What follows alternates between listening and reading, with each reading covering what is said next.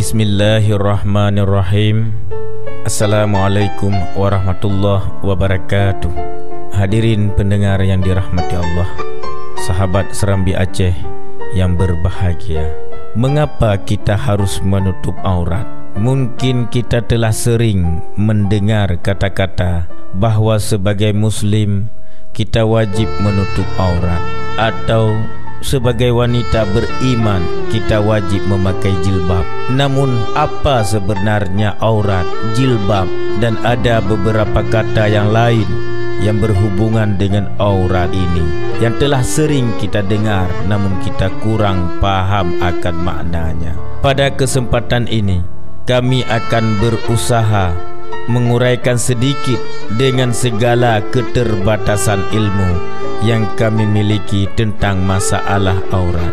Kata aurat dalam bahasa Arab berasal dari beberapa kata, yaitu yang pertama awira, yang berarti hilang perasaan, hilang cahaya, atau lenyap penglihatan untuk mata. Yang kedua ara, yang berarti menutup. Yang ketiga awara, yang berarti mencemarkan bila terlihat. Jadi secara bahasa, aurat itu berarti malu, aib dan buruk.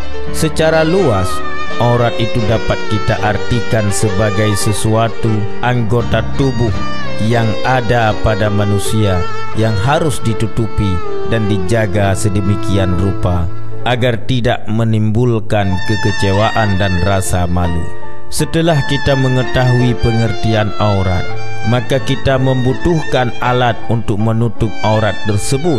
Di antaranya yang sudah sering kita dengar namanya, yaitu jilbab, hijab, dan kerudung. Namun, apakah ketiga nama tersebut memiliki makna yang sama? Sayang sekali saudari-saudariku, ia tidak serupa. Adapun makna jilbab itu sendiri adalah ia berasal dari bahasa Arab, jamaknya jalabib, yang berarti pakaian yang luas dan lapang, tidak tipis, yang dapat menutup seluruh tubuh wanita kecuali muka dan dua telapak tangan. Sedangkan kerudung berasal dari bahasa Indonesia, dalam bahasa Arab disebut khimar, jamaknya khumur, yang berarti tudung atau tutup yang menutupi kepala, leher sampai ke dada. Bagaimana dengan hijab? Hijab adalah tirai penutup atau sesuatu yang memisahkan atau membatasi, baik berupa tembok, bilik, gorden, kain, dan lain-lain. Di sini kami juga ingin menambahkan beberapa kumpulan kata yang berhubungan dengan penutup aurat ini, yakni purdah dan cadar. Purdah artinya pakaian luar atau tirai berjahit. Cadar artinya kain penutup wajah, di mana hanya mata saja yang tampak. Sahabat Serambi Aceh yang dirahmati Allah, setelah kita mengetahui pengertian aurat dan alat-alat penutup aurat itu, ada baiknya kita melangkah setapak lagi, yaitu mempelajari dasar-dasar atau dalil-dalil mengapa kita diwajibkan menutup aurat. Firman Allah dalam Al-Quran Surat Al-Ahzab ayat 59 yang berbunyi, Bismillahirrahmanirrahim. Ya ayyuhan nabiyyu qul li azwajika wa banatika wa nisa'il mu'minin yudnina 'alaihinna min jalabibihinna zalika adna ay yu'rafna fala yu'zaina wa kana Allahu ghafurar rahima. Artinya, hai Nabi, katakanlah kepada isteri-isterimu, anak-anak perempuanmu, dan isteri-isteri orang mukmin, hendaklah mengulurkan jilbabnya ke seluruh tubuh mereka.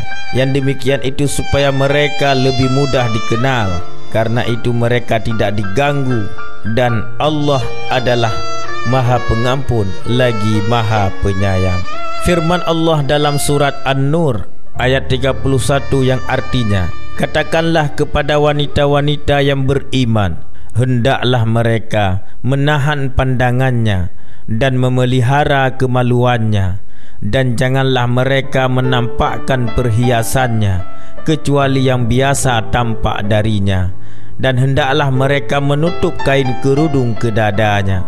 Sahabat Serambi Aceh yang dirahmati Allah, Rasul bersabda yang artinya, para wanita yang berpakaian tetapi pada hakikatnya telanjang, lenggak-lenggok kepala mereka seperti punuk unta, mereka tidak akan masuk syurga, tidak akan mencium semerbak harumnya. Hadis riwayat Abi Daud. Rasul bersabda dalam satu hadis yang diriwayatkan oleh Ahmad, Abu Daud dan Turmizi dan Ibnu Majah, yang artinya, tidak diterima salat wanita dewasa kecuali yang memakai khimar, yakni kerudung. Dalam hadis yang lain Rasul juga bersabda, dunia ini adalah penjara bagi orang mukmin dan syurga bagi orang kafir. Hadis riwayat Muslim. Dalam satu riwayat dikisahkan bahwa ketika Asma binti Abu Bakar menjumpai Rasul dengan pakaian tipis, lantas Rasul bersabda, "Hai Asma, sesungguhnya jika seorang wanita sudah balik, maka tak ada yang layak terlihat kecuali ini dan ini." Sambil beliau menunjuk wajah dan telapak tangan. Hadis riwayat Abu Daud dan Baihaqi. Diriwayatkan oleh Ummu Ja'far bahwa Sayyidah Fatimah Az-Zuhra berkata, "Wahai Asma, sesungguhnya aku memandang buruk apa yang dilakukan oleh kaum wanita yang mengenakan baju yang dapat menggambarkan tubuhnya." Asma berkata, "Wahai putri Rasulullah, maukah kuperlihatkan kepadamu sesuatu yang pernah aku lihat di negeri Habasyah?" Lalu Asma membawakan beberapa pelepak kurma yang masih basah. Kemudian beliau bentuk menjadi pakaian layak pakai. Fatimah pun berkata, betapa baiknya dan betapa eloknya baju ini, sehingga wanita dapat dikenali, dibedakan dari laki-laki dengan pakaian itu. Jika aku sudah mati, maka mandikanlah aku, wahai Asma, dengan Ali, dengan pakaian penutup itu. Dan jangan ada seorang pun yang menengokku tak kala meninggal dunia. Maka Sayyidina Ali dan Asmalah yang memandikan beliau sebagaimana yang dipesankannya. Dari beberapa uraian tadi dapatlah kita pahami bahawa kewajiban menutup aurat itu adalah perintah Allah Azza wa Jalla. Dan dengan ini kita juga faham bagaimana cara menutup aurat yang sesuai dengan syariat. Jadi himbauan kami kepada seluruh wanita muslim, marilah segera menutup aurat jika engkau takut akan Tuhanmu. Jangan malu dengan ejekan dan jangan takut dengan kecaman. Yakinlah sesungguhnya Allah melindungi dan merahmati setiap hamba-hambanya yang bertakwa. Sesungguhnya sebejat-bejatnya laki-laki, ia tetap mengharapkan wanita salehah sebagai pendamping. Namun di mana letak salehah itu jika kita masih dalam keadaan bertelanjang, yaitu masih memakai pakaian yang membentuk lekuk tubuh dan masih mengurai rambut di hadapan laki-laki yang bukan mahramnya. Adapun mengenai cadar itu terjadi khilaf beberapa ulama. Namun di dalam kitab Sabilai dan beberapa kitab yang lain dikatakan bahawa hukum memakai cadar itu tidak wajib, namun untuk menghindari fitnah maka dibolehkan memakai cadar. Adapun di dalam kitab Jawami'ul Jawami' disebutkan bahawa aurat wanita di dalam salat adalah seluruh tubuh kecuali muka dan telapak tangan. Namun di luar salat adalah seluruh tubuh. Mungkin ketika engkau menutup aurat, ada yang mengatakan engkau sok alim. Hai saudaraku, sahabat Serambi Aceh yang dirahmati Allah, bersyukurlah daripada dikatakan engkau sok bejat atau sok suci. Itukah masih bagus ketimbang sok ternoda. Wahai para penghujat, jika wanita berjilbab atau bercadar itu engkau sebut sebagai teroris, maka maukah engkau yang membuka aurat disebut sebagai pelacur? Maaf jika pertanyaan ini mengganggumu.